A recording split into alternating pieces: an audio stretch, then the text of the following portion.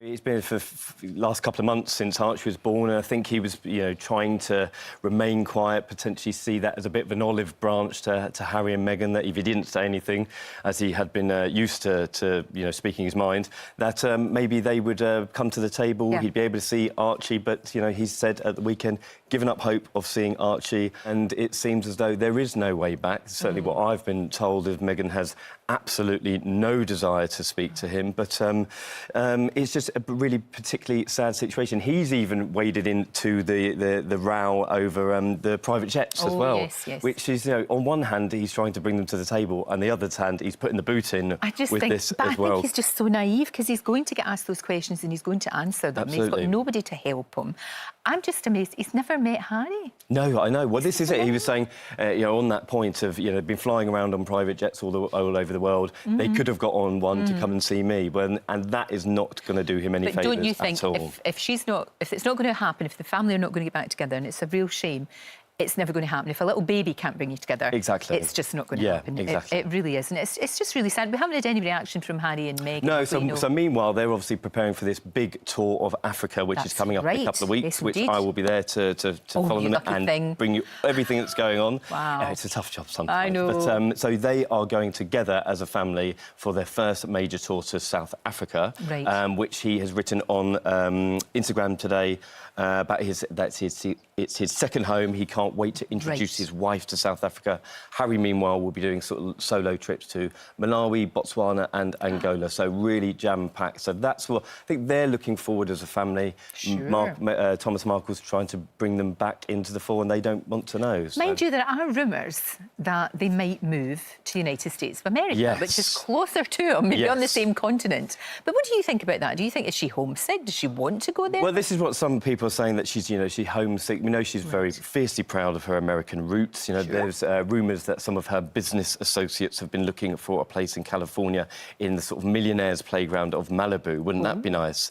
Well, I can only hope that they pay for it themselves out of their own pocket this time, not their taxpayer-funded home. But potentially, I mean, they've set up this new foundation, the Sussex Royal Foundation, big charitable arm, will have an arm in America as well. So I wouldn't be surprised about this at all. But obviously, it comes with its own complications as to who will pay for it, who will be the security aspect of it as well, which will be very interesting. But so watch this space with that one. Very interesting. Meanwhile, little Princess Charlotte goes to primary school. Lovely news. So Princess Charlotte is going to the same school as Prince George later this week on Thursday.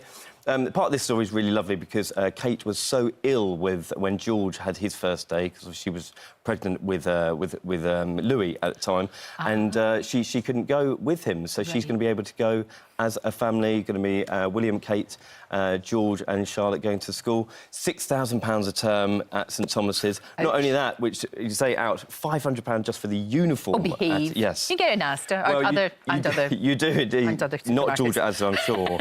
But lots of lovely lessons for her. She's going to be speaking French, which we know she speaks already, and probably. Well, even as a wee tiny girl. Well, she said "ooh la la," didn't she, when they were at the garden, which was fantastic. And joining Prince George with the ballet lessons as well, which we were talking about recently. I know, and I think if you can.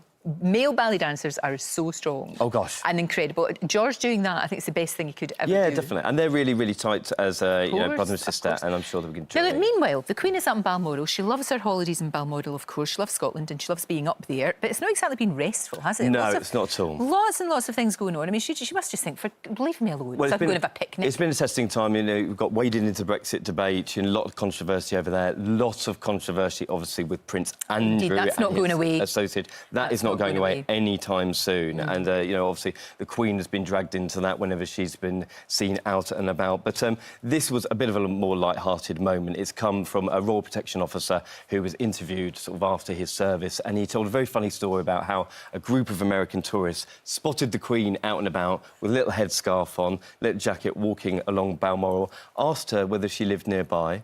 Politely, she said yes, and then asked her whether she'd met the Queen, and she said, no, I haven't, but this chap has. Lovely story. It's one of my favourites. She's on the money. She's there. Her little face is on the money in the stamps. Parts of all the royal family. We love the Queen.